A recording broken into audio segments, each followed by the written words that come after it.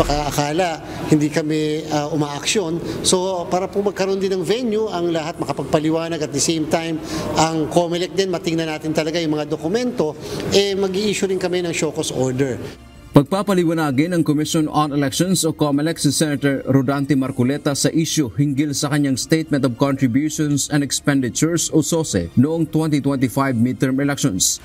Maglalabas ng show cause order ang COMELEC sa susunod na linggo para madinig ang panig ng mambabatas. As kung saan nanggaling o paano yung pinanggalingan nung nagastos na amount na yun ang ating gusto ring malaman. Kasi naman siyempre nakalagay din kasi sa Omnibus Election Code sa Section 99 na dapat talaga yung mga kandidato, yung kanilang ginastos, tinanggap ay naire-report din sa atin. Lalo na yung mga binigay o ginastos sa panahon ng campaign period. Sa isang panayam, inamin ni Senator Marcoleta na tumanggap siya ng mga donasyon mula sa anyay kanyang mga kaibigan pero hindi niya nilagay sa SOSE dahil nakiusap na huwag silang pangalanan.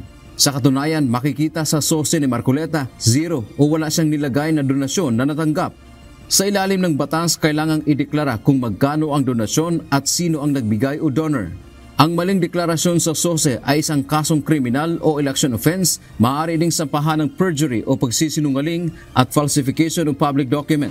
Kabilang din sa isyong lumalabas na mas malaki pa ang ginastos ng mambabatas noong nakaraang kampanya sa halaga na nasa kanyang Statement of Assets, Liabilities and Net Worth o SALN. Sa kanyang SOSE, umaabot sa 112 million pesos ang kabuuan niyang nagastos noong 2025 elections, ngunit sa kanyang SALN, nasa 18 million lamang ang kanyang assets at 51 million pesos ang net worth.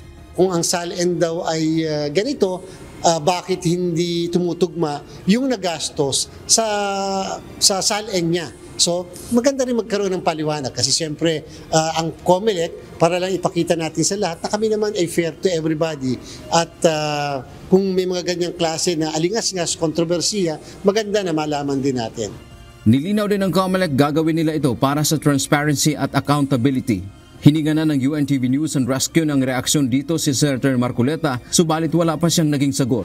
Samantala, hawak na ng COMELEC and Bank ang rekomendasyon ng kanilang Political Finance and Affairs Department o PFAD patungkol naman sa isyu ng tinanggap na donasyon ni Senator Francis Chis Escudero.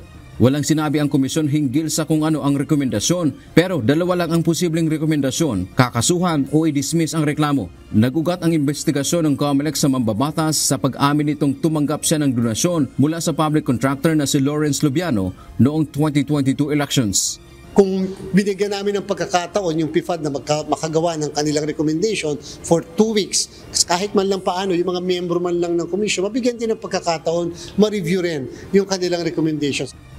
Kung sakaling magdesisyon ng COMELEC and Bank na dapat kasuhan si Senator Chis, ang kanilang Law Department ang magsasagawa ng preliminary investigation hinggil dito. Dante Amento, UNTV News and Rescue. Diyos ang aming sandigan. Serbisyo publiko ang aming pinahahalagahan.